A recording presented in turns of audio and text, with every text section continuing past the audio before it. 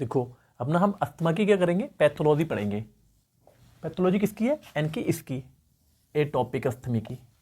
तो मान लो कोई भी एलर्जेंस तुम्हारी जो ब्रोंकस है उसके अंदर एंटर करा, तो क्या करेगी, जो टी लिम्फोसाइट से तुम्हारा इम्यून सिस्टम का ही भाग होता है टी लिम्फोसाइट, ये क्या करेगी, इस एलर्जेंस को, जैसे मान लो ये मैंने दिखा रखा है, ये एलर्जेंस को क्या करेगी, पहचान लेगी, यानी कि कोई पार्टिकल्स है, और साइटोकाइन बनाते हैं ये लोग, यानी कि जो टी लिम्फोसाइट्स है। तो टी लिम्फोसाइट जो साइटोकाइन बनाएंगे वो दो प्रकार के बनाते हैं, एक तो इंटरल्यूकिन 4 और इंटरल्यूकिन 5। ठीक है, तो जो इंटरल्यूकिन 4 है तो ये क्या करते हैं, यानी कि जो बी लिम्फोसाइट्स है उनसे बोलते हैं कि आप एंटीबॉडीज का फॉर्मेशन करें। ठीक है, तो हम एंटीबॉडीज को जो शो करते हैं इस तरह से करते हैं, आपने खूब पढ़ी होगी एंटीबॉडीज की स्ट्रक्चर को। तो जो एंटीबॉडीज है ये, ठीक है, तो ये क्या करेगी, इस वाले जो एलर्जेंस तुम्हारे ब्रोंकस में एंटर कर गया है उसको पकड़ लेगी, ठीक, और क्या बनाएगी, एक इम्यून कॉम्प्लेक्स बनाएगी।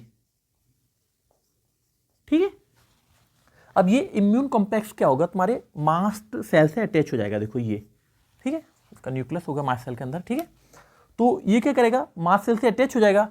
अब तुम्हारी मास्ट सेल क्या करेगी, तीन चीजें बनाएगी, एक तो हिस्टामिन का फॉर्मेशन करेगी, ल्यूकोट्रीन का फॉर्मेशन करेगी, और प्रोस्टाग्लैंडिन का फॉर्मेशन करेगी। तो जो तुम्हारा हिस्टामिन है, तो हिस्टामिन का काम क्या होता है, ये क्या करेगी, ब्रोंकोस्पाज्म कराएगी। जो तुम्हारा ब्रोंकस है ये, इसको क्या करेगी, सिकोड़ देगी, ताकि जो एलर्जेंस है वो तुम्हारे लंग्स के अंदर एंटर ना करे। दूसरा क्या करेगी, म्यूकस के सीक्रेशन को क्या करेगी, ये बढ़ा देगा।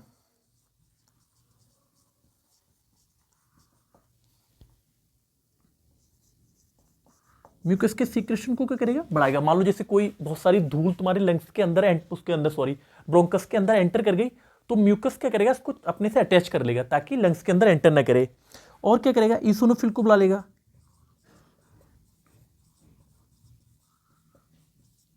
तुमने देखो अस्थमा के इसमें पढ़ा होगा, यानी कि जो एटोपिक अस्थमा होता है, हमको इसे क्या बोलते हैं, ईसोनोफिलिक इन्फ्लेमेशन भी बोलते हैं, क्योंकि बहुत सारे ईसोनोफिल्स वहां पे आ जाते हैं। और क्या होता है, ल्यूकोट्रीन। ल्यूकोट्रीन का क्या काम होता है, ये भी क्या करती है, तुम्हारी ब्रोंकस को स्वाम करती है। ठीक है, और साथ में क्या करेगी, इन्फ्लेमेशन को क्या करेगी, मेंटेन करके रखेगी। जो इन्फ्लेमेशन हो रहा है, यानी कि डब्ल्यूबीसी इसके खिलाफ एक्शन ले रही है, तो उसे बनाए रखेगी। साथ में क्या करेगा, प्रोस्टाग्लैंडिन का फॉर्मेशन करता है। तो प्रोस्टाग्लैंडिन क्या करता है, जैसे मान लो तुम्हारा ये ट्रेकिया और ब्रोंकस है ये, तो इसके इस तरह से ब्लड सप्लाई होगी।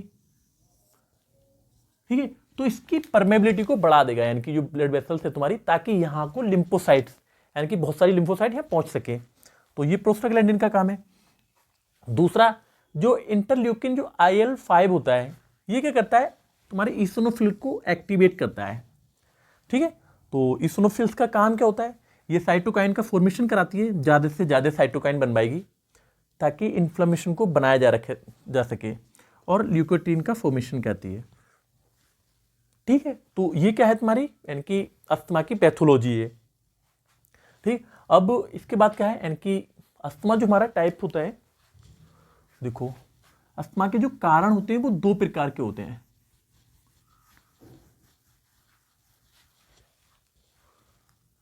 तो अस्थमा का अगर मैं काज लिखूं तो वो दो प्रकार का होता है। एक तो जेनेटिक होता है, जेनेटिक फैक्टर्स होते हैं, और दूसरा होता है तुम्हारा एनवायरमेंटल फैक्टर्स।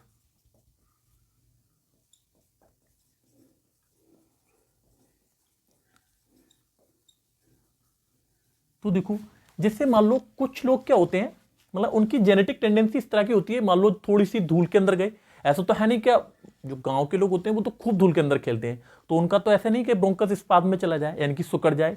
कुछ ही स्पेशल लोग होते हैं जो इस तरह की कंडीशन शो करते हैं। तो जैसे जेनेटिक्स में क्या है, जैसे उनकी जीन में थोड़ा बहुत डिफेक्ट हो गया, ताकि उसकी वजह से क्या हुआ, उनका ब्रोंकस जरा सी धूल को सहन नहीं कर पा रहा। मोस्टली क्या होता है, जो बच्चों में होता है, वो भी 12 साल के कम उम्र के बच्चों में। ठीक है, और ये लोग क्या करते हैं, फैमिली हिस्ट्री को शो करते हैं, यानी कि इनके पेरेंट्स को, या तो मम्मी को या फादर को ऐसी कंडीशन होगी कि वो धूल में जरा से निकल रहे हैं तो उन्हें एलर्जी हो रही है। दूसरा एनवायरमेंटल फैक्टर्स होता है, बहुत सारे एनवायरमेंटल फैक्टर्स होते हैं, ठीक है, जो स्टिमुलेट करते हैं तुम्हारे अस्थमे के लिए।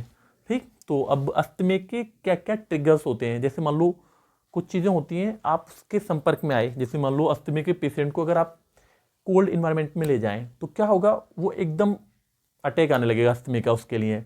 या मान लो आप डस्ट के पास ले गए उसे, या ठीक है, तो बहुत सारे हैं, वो हम उससे भी हाल बताएंगे। ठीक,